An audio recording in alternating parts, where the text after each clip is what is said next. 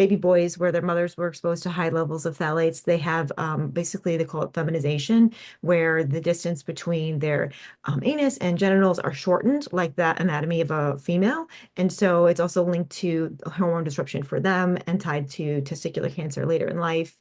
One of the scientists I interviewed in the film mentioned that there was a study within the past few years tying high levels of phthalates to aggression in young girls. And so it's just messing with the hormones. It's causing, both sexes to have adverse effects hormonally, and then that, of course, when your hormones get thrown off, then that triggers a whole other series of events, which can lead to other problems. So reproductive health ties to cancer, and yeah, just generally a disruptor of the body.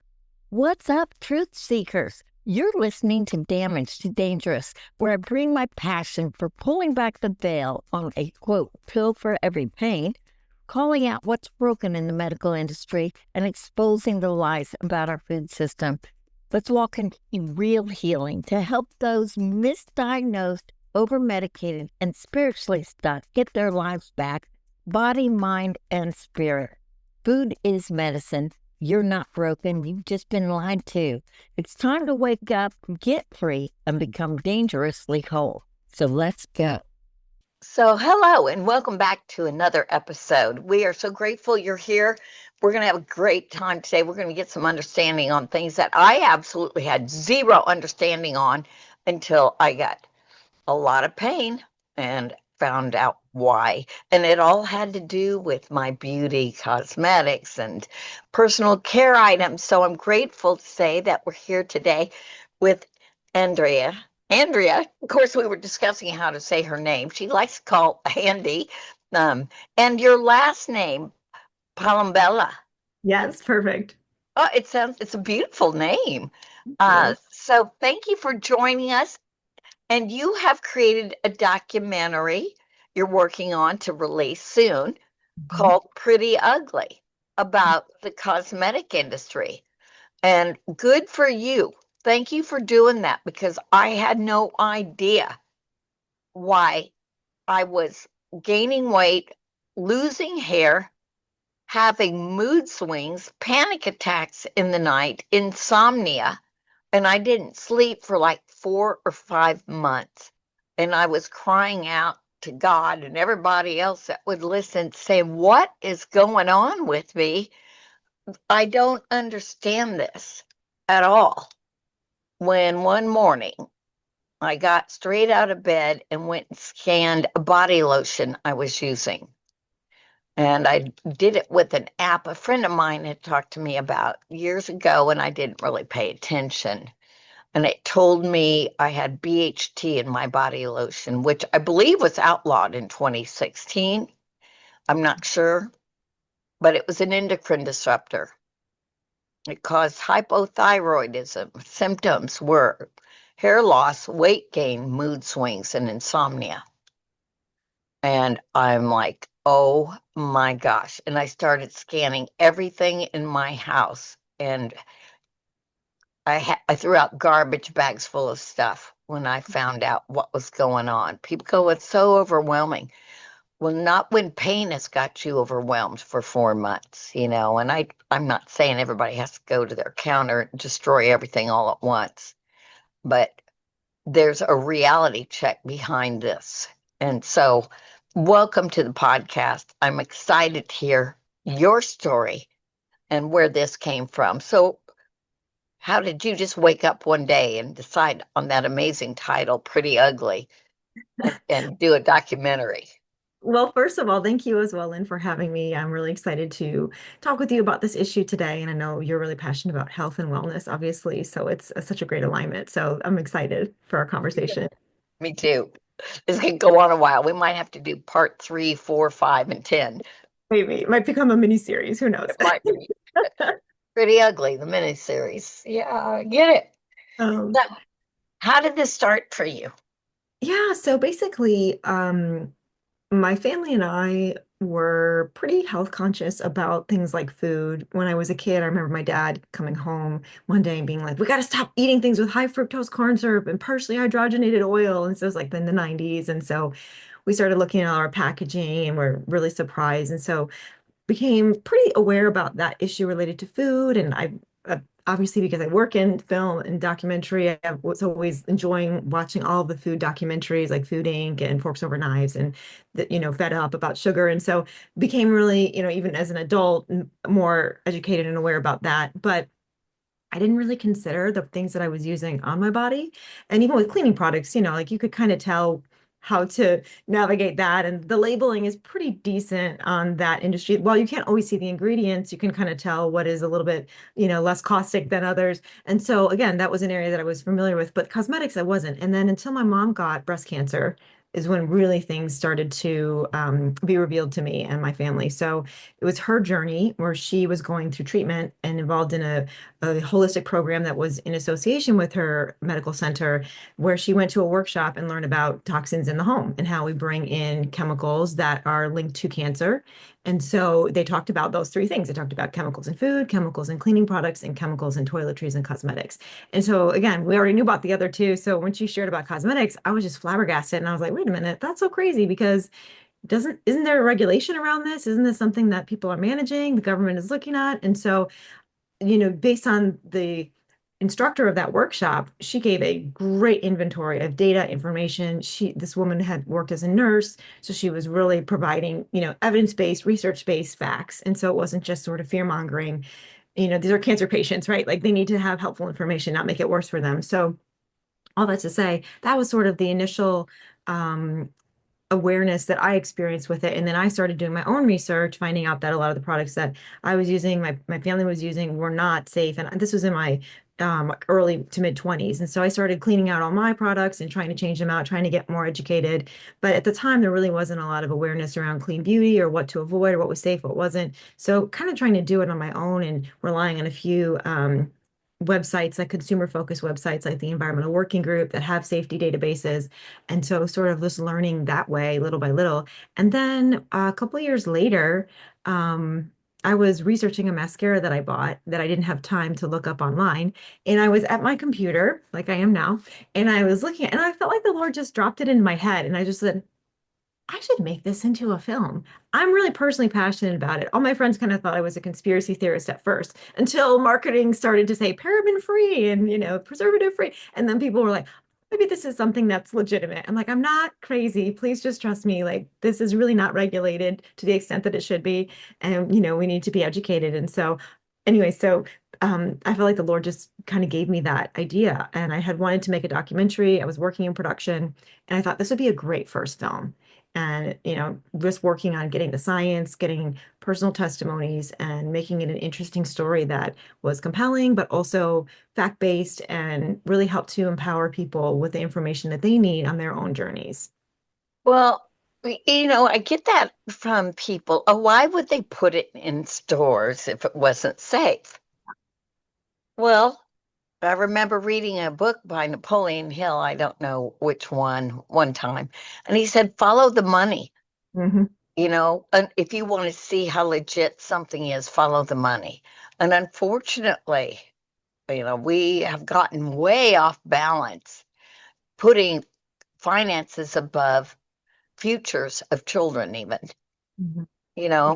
I remember telling a guy I know when I first found out about this lotion I was using, I said, you need to watch it. I found out it was making a friend of mine sterile, a lotion. And I Wow. said, so you've got three kids. You might want to look into what you're putting on your children. He goes, I've already got my kids. And I said, well, maybe they want children. Hmm. And people have no idea. It's unfortunately not regulated very well.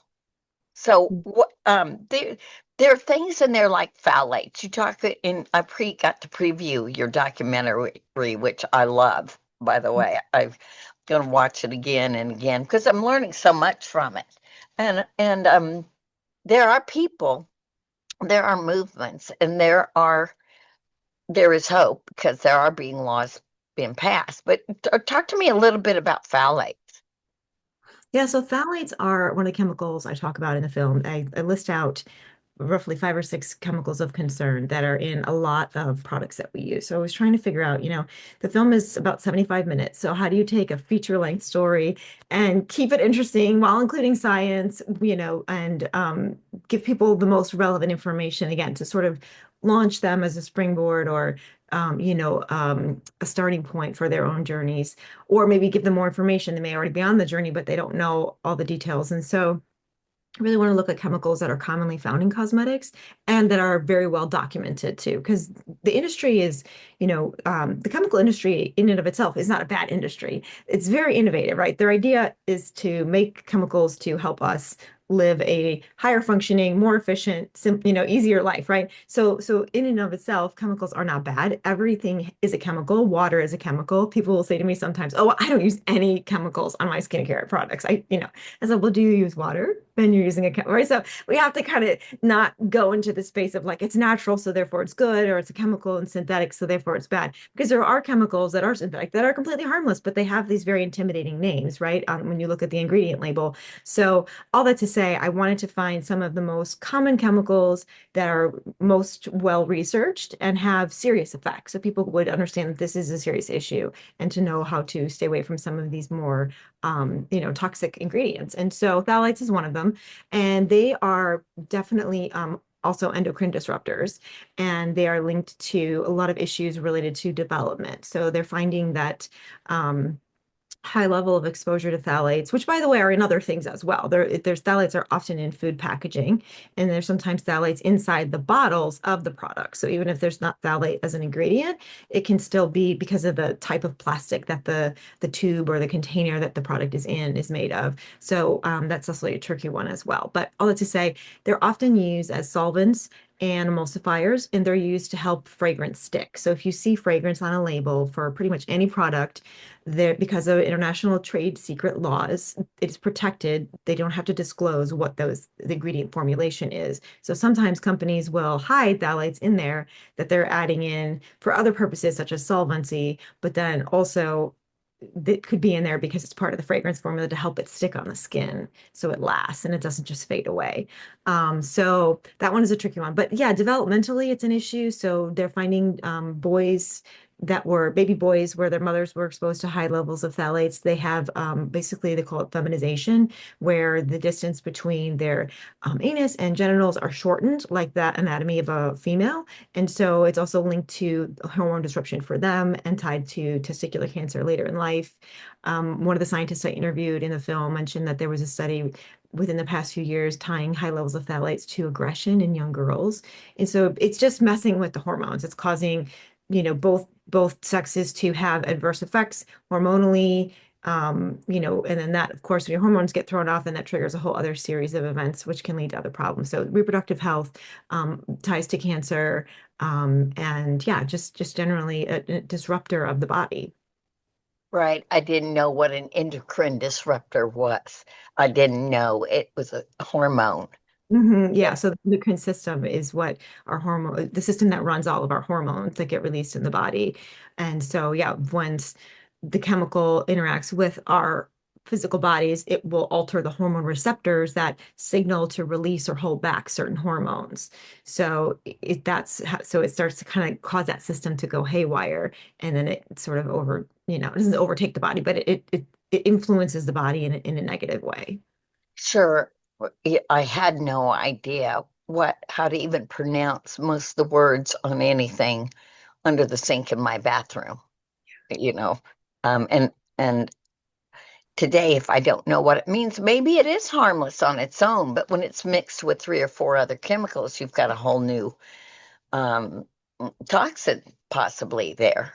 And that's a big issue. So one of the directors of the National Toxicology Program I interviewed, she said the same thing, and they call it the cocktail effect. So these chemicals are being studied in silos, right? They're being individually studied, but there's not a lot of research that looks at how these chemicals are interacting. There are a few, like 1,4-dioxane and some of the formaldehyde releasing chemicals, where in and of themselves they're fine, but when they sit in the package for a while, they start to break down and they release formaldehyde, or they interact with other chemicals. Then they found, wait a minute, formaldehyde was not an ingredient in this product, but when we're testing the product, we're finding it in there. Well, how is that possible? So there is some evidence to show that these chemicals are interacting, but there's not enough research to explain. There's over 10,000 chemicals in cosmetics in the United States that are being used. So there's no way to test all of those interactions. And so it becomes problematic.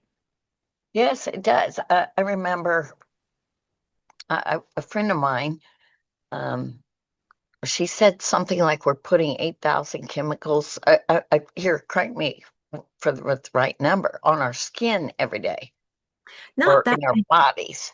yeah. So I can't, we're intaking chemicals everywhere, right? They're in the water, they're in the air, they're in the soil, they're in our food, they're in our, clothing, right? Like a lot of retailers actually treat our clothing with formaldehyde to prevent it from wrinkling in transit, as well as to stay nice and attractive when it's folded on the shelves in the store. So or even Teflon. So anything that has Gore-Tex, right? It's like that the waterproofing chemical that's a Teflon class in the Teflon class of chemicals. So we're getting it everywhere. So I can't speak to how many we're exposed to in total, but when it comes to our toiletry and cosmetic regimen, the Environmental Working Group did a study or a survey several years ago, and so this is the number that gets most frequently quoted, and I think it's 126 unique chemicals. So it's women use an average of 12 products a day. And so it's 126 or 186. I have to check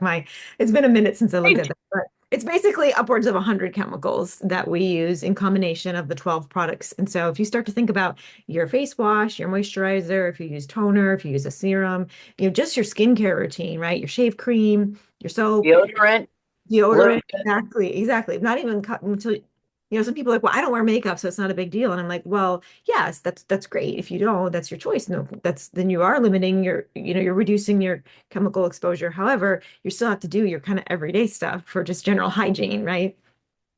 Yes, yes. Not to mention what's in the water, but Yes. that's another thing. But formaldehyde is used in embalming, is it not?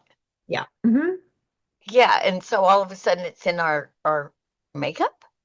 Yeah, it's actually it's not in as many products now because people have become aware of it and said, hey, we don't want this in the consumers have become educated and then gone to the companies and said we don't want this in our product. But it is a preservative, just like it preserves human bodies, it also preserves the cosmetics. So it's used as a preservative in cosmetics. It's also used in hair straightening or hair smoothing products that are done at the salon. So the acai hair treatments, the Brazilian blowout treatments, and there's one or two other, but the keratin smoothing treatments often contain formaldehyde as well, which is how you get that gorgeous stick straight hair with no effect with interaction with the humidity. So yeah, so it's interesting. Why is it being used? It's because it's effective. And so there is, it's also in nail polishes as well. So certain brands will put it in there.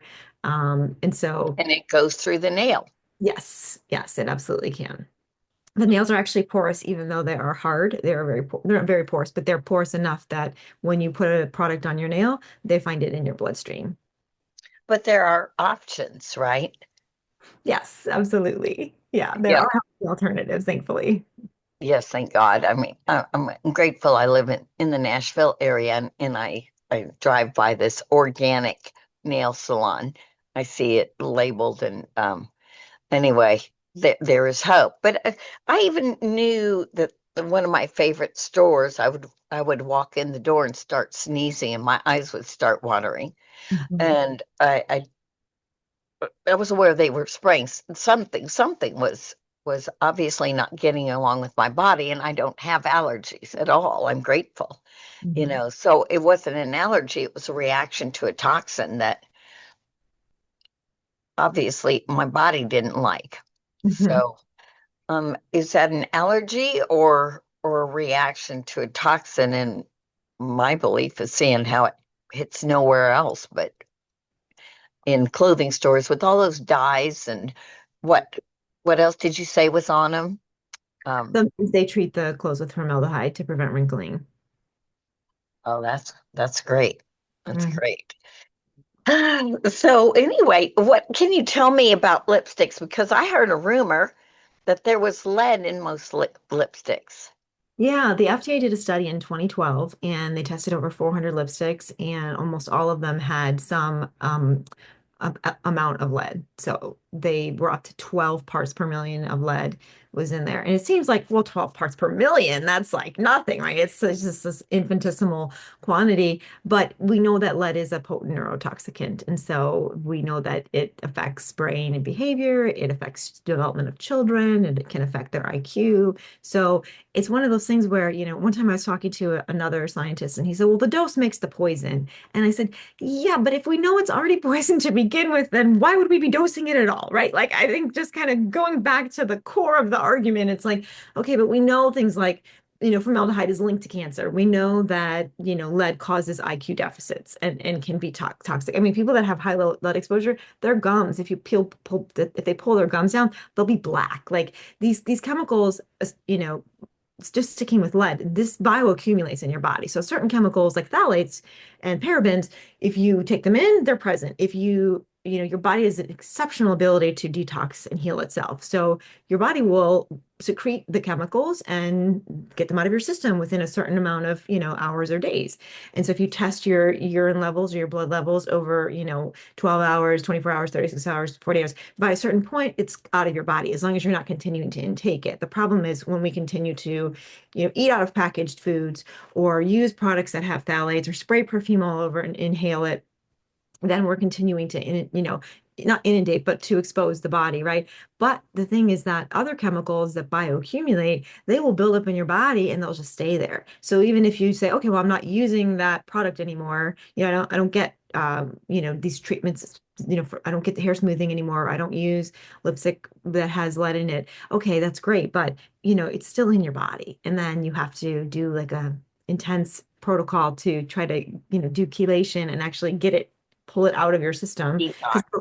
exactly, because it'll go and sit in your fat cells and your bones. And so you have to like basically pull it out, separate it, and help the body to safely release it without reabsorbing it. So again, are you going to become, are you going to get lead poisoning from lipstick?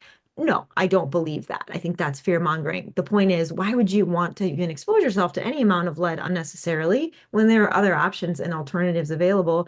And you don't know if you're also exposing yourself to lead somewhere else. So I got tested for lead. I had high levels of lead, and I was like, how could I? Well, I studied abroad and I lived in a dorm that was built in like, I don't know, the 20s or something. So there could have been residual lead in the pipes there. There could be Right. lead paint, right? Like, even though these things have been banned in the United States in the 70s, there are still communities that are drinking out of pipes that are made of lead, or there's lead-based paint on the walls that's layered below, so we have to be, pragmatic about what is the value of taking in these chemicals, even in small amounts, when we could be exposing ourselves in other areas as well, or eating fish. Fish exposes you to lead and mercury and cadmium and other heavy metals. So, it's like, why would we want to keep adding to that list when we can easily find alternatives that will not be contributing to that?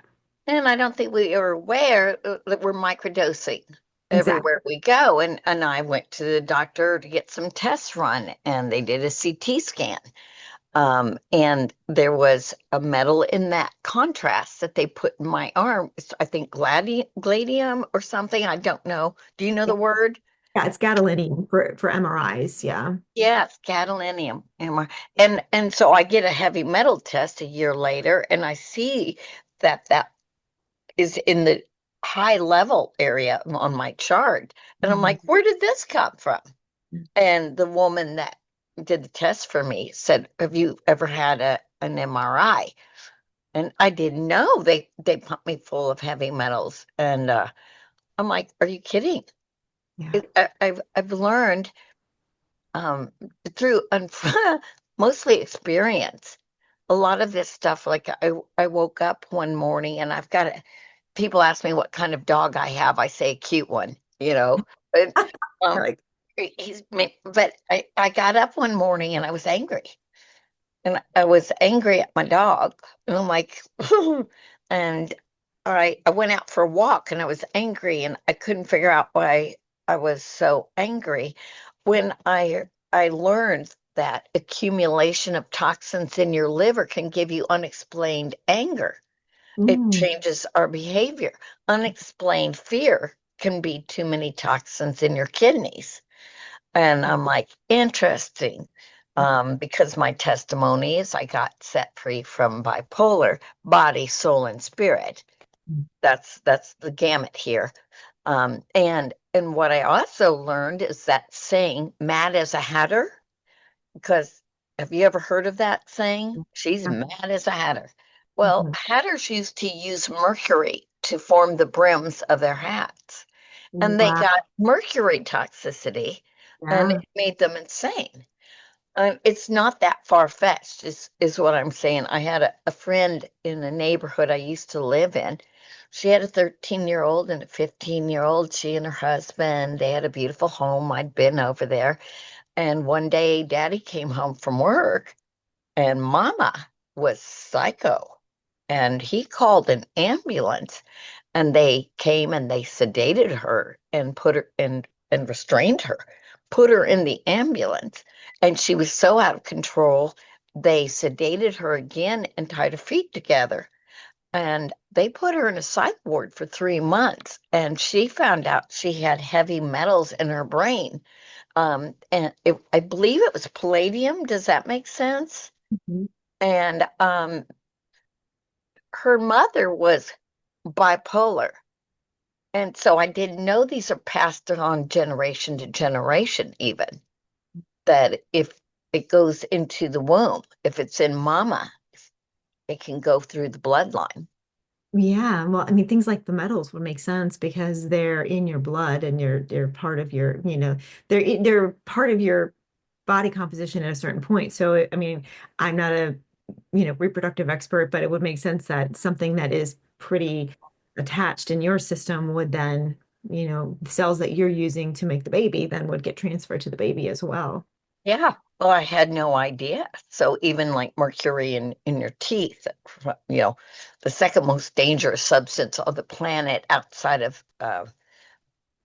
plutonium, Mm, and they put it in our mouths. And I'm like, oh my goodness. So it's a bioaccumulation. It's 1,000 little hits. mhm. And it's not just you wore lipstick once, but there's people like me that are, you know, obsessive compulsive habits, of doing this. So I really went on a quest looking for healthy products, products that were not as toxic. And I say not as toxic because I'm not sure they're all labeled correctly.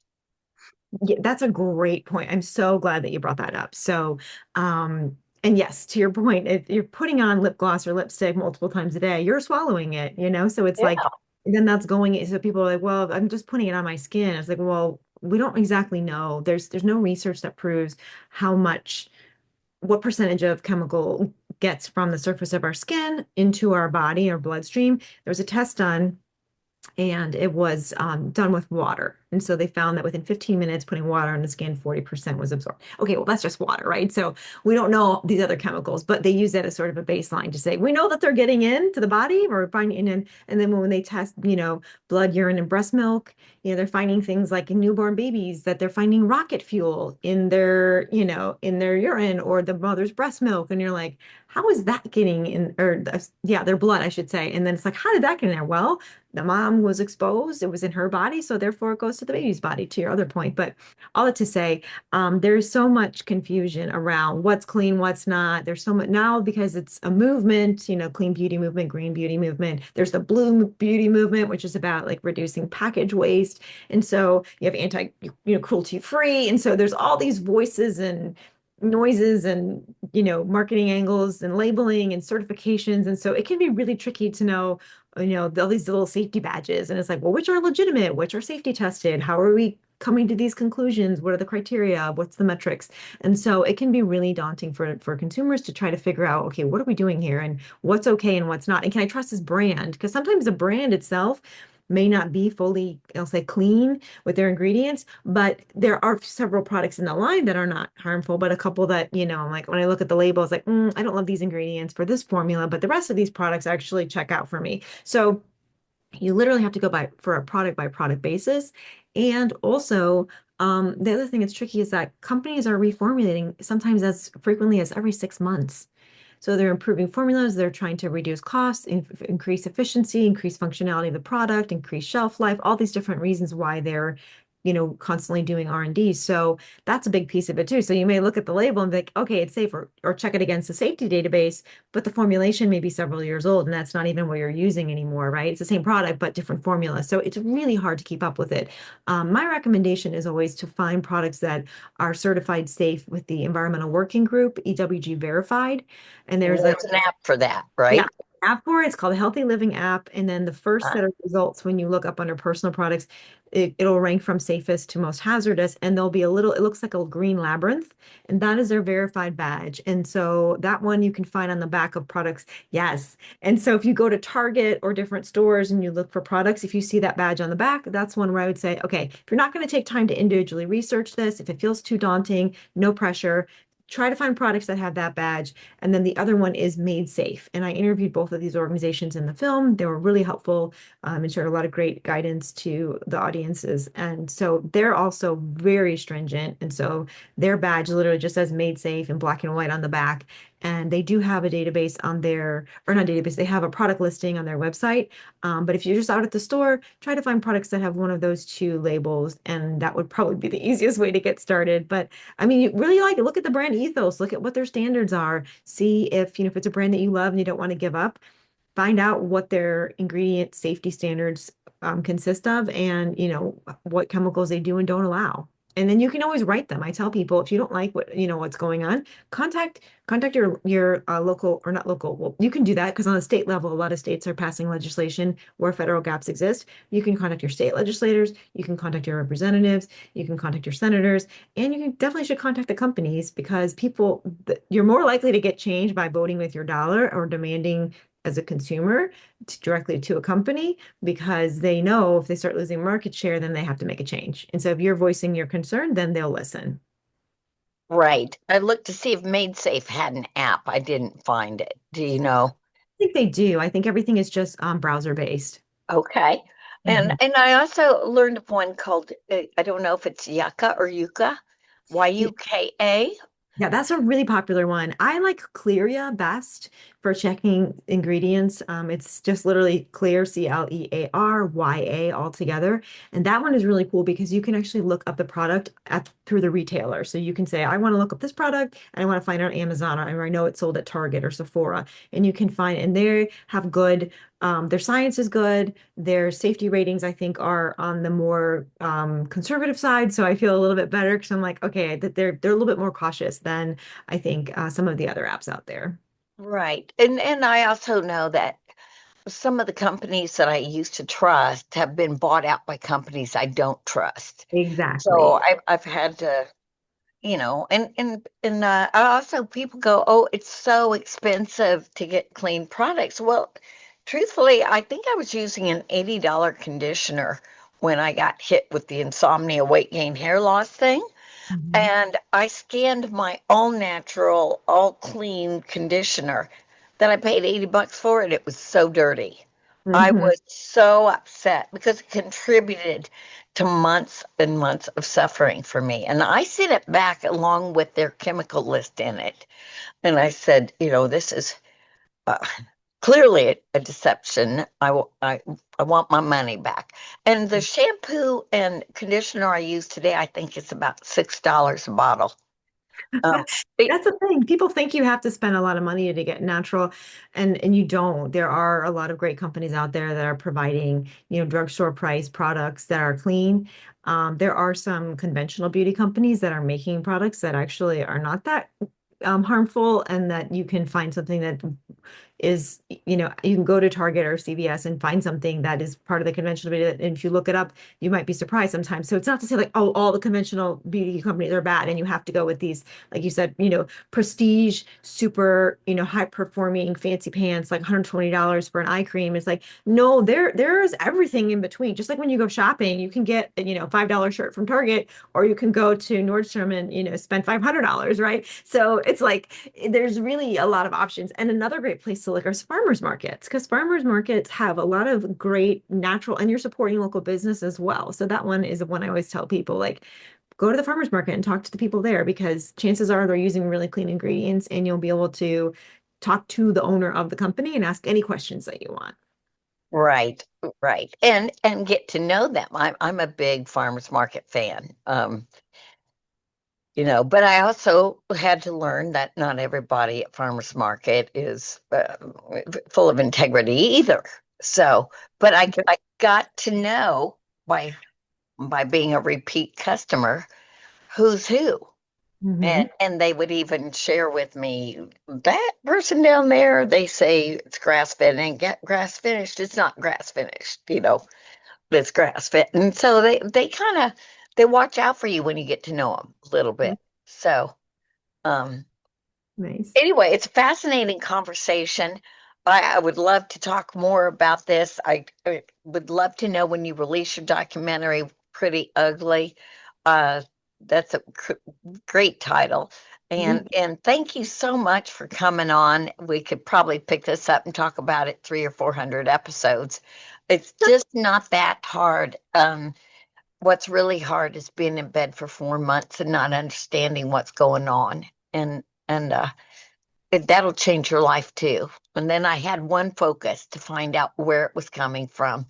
And today I make my own laundry products, not because I'm a domestic goddess, so to speak, but because I care about what I'm putting on my skin and my body and how it's changed the way I behave and Mhm. and how I live. And so I want to live healthy and free. And so thank you for all the work you've done fighting for this cause. And bless you. Is there anything else you'd like to say before we just wrap up? So many things. I know. I wish we had more time. We should definitely do that too. But yeah, so we know, well, actually, that would be great because so first of all, I'm so grateful that you found out what the cause was because a lot of people don't and they continue to suffer and struggle. They don't realize what the contributing factors and sometimes and often I would say or would guess is more than one issue. So I'm so grateful that you were able to pinpoint it and just resolve it, get all the BHT and any chemicals that were reacting to you, just get them out of the house. And this just that is huge in and of itself. Um, I was going to say, what would be so cool is to do a part two when I release it. So right now I'm doing community screenings and university screenings. We're waiting to hear from 3 more film festivals, whether or not we are being selected. We've been to 2 so far. We won an award at one, which was a big honor. So we're still a little bit on the festival circuit slash community screening circuit. So once we are finished doing public screenings, we're going to be putting the film up online and people can rent it and watch it that way. So once we are ready to release it to the whole public digitally, I'd love to come back on and share more with you. We can just pick up the conversation. Absolutely. I would love that. Would Oh, love that. Do you have a website or anything where people can reach out to you?